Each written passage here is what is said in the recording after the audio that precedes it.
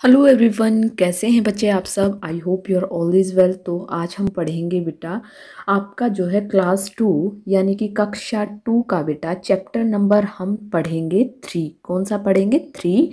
म्याऊं म्याऊं एक कविता है, इसको आज हम पढ़ेंगे।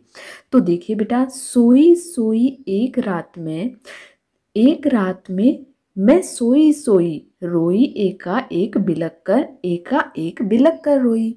तो देखिए बेटा, किसी भी पोइम को, किसी भी कविता को शुरू करने से पहले हमें उसका अपनी बुक से सारांश पढ़ लेना चाहिए। जो उसमें सारांश दिया होता है, अगर हम वो पढ़ेंगे पहले तो कोई भी कविता हमें अच्छे से याद हो जाएगी, हम अच्छे से समझ पाएंगे। तो चलिए पहले इसका पढ़ लेते हैं हम, कविता का सारांश। देखिए कविता का सारांश क्या है। इस सारांश में क्या बताया जाता है बेटा? इस सारांश में बताया जाता है कि कविता के रचयिता कौन है, कविता किसने लिखी है, और जो है इस कविता में क्या क्या दिया गया है शुरू से लेकर आखिर तक। तो सबसे पहले हम जान लेते हैं कि म्याऊं म्याऊं कविता में क्या दिया गया है। देखिए कविता का सारांश कुछ इस तरह है।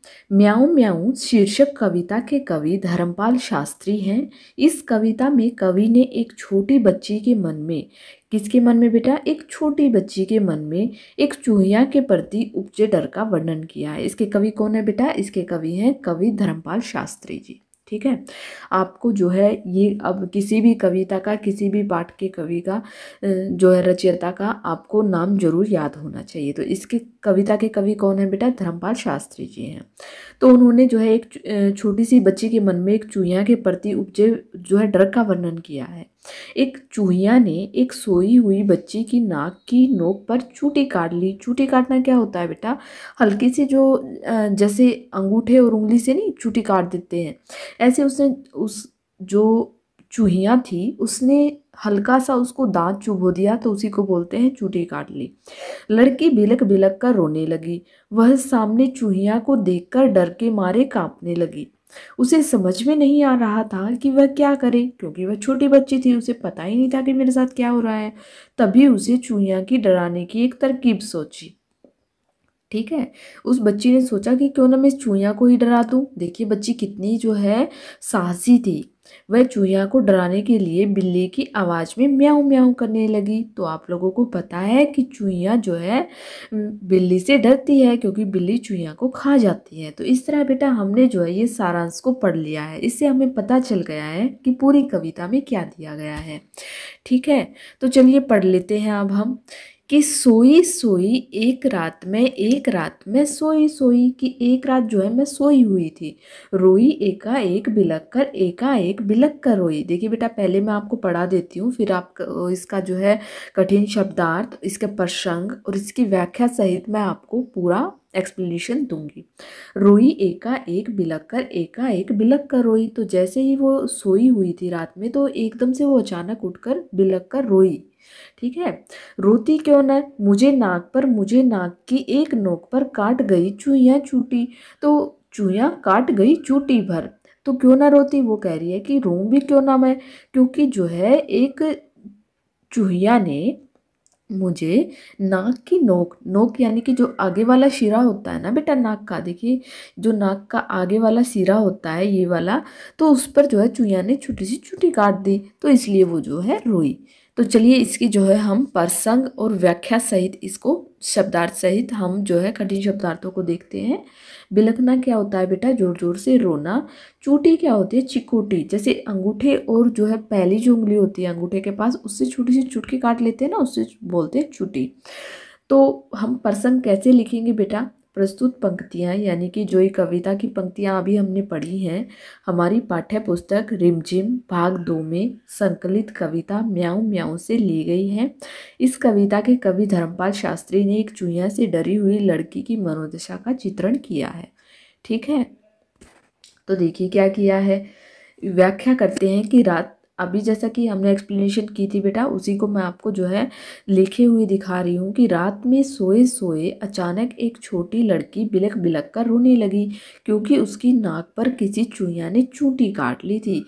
तो इस तरह बेटा हम जो है अपने जो कविता की व्याख्या, उसका प्रसंग और उसके शब्दार्थों को लिख सकते हैं। ठीक है। आई होप बेटा आपको अच्छे से समझ में आ रहा है। अगर आपको फिर भी कोई दिक्कत है तो आप कमेंट बॉक्स में नीचे लिख सकते हैं। ठीक है। आगे देखिए, आगे क्या है बेटा, आगे है सचमुच बहुत डरी चूहिया से सच बहुत डरी मैं, खड़ी देखकर चूहिया को मैं लगी कांपने, खड़ी खड़ी में, घड़ी घड़ी में। तो देखिए चूहिया को वो कह रही है कि सचमुच में मैं चूहिया से बहुत डर गई थी, क्योंकि चूहिया से जो है खड़ी देखकर चूहिया को मैं खड़ी खड़ी कांपने लगी थी। और सूझा तभी बहाना मुझको, मुझको सूझा एक बहाना, जरा डराना चूहिया को भी जरा डराना। तो उसने सोचा क्यों नहीं इसने मुझे डराया है, मेरे को चुटी काटी है, तो क्यों ना मैं इसको डराऊं ताकि ये भाग जाए। ठीक है। तो उसने क्या सोचा, क्या उसने दिमाग लड़ाया, देखिए ये जो है वो छोटी सी लड़की है और ये रही वो चूहिया, और उसने जो है अपने दिमाग का इस्तेमाल किया और उसने उसको भगा दिया। तो कैसे भला, देखिए कैसे, कैसे भला डराऊं उसको, कैसे उसको भला डराऊं, धीरे से मैं बोली म्याऊं म्याऊं म्याऊं म्याऊं। तो उसने क्या किया बेटा, उसने क्या तरकीब सूझी कि उसने जो है सोचा कि इसको कैसे डराऊं। तो उसने जो है म्याऊं म्याऊं की आवाज़ निकाली और उसको चूहिया को डरा दिया और चूहिया भाग गई। तो चलिए हम कर लेते हैं इसके शब्दार्थ और इसकी व्याख्या। तो देखिए शब्दार्थ तो बेटा यहाँ पर जो है हम लोग क्या कर सकते हैं शब्दार्थ में, सचमुच,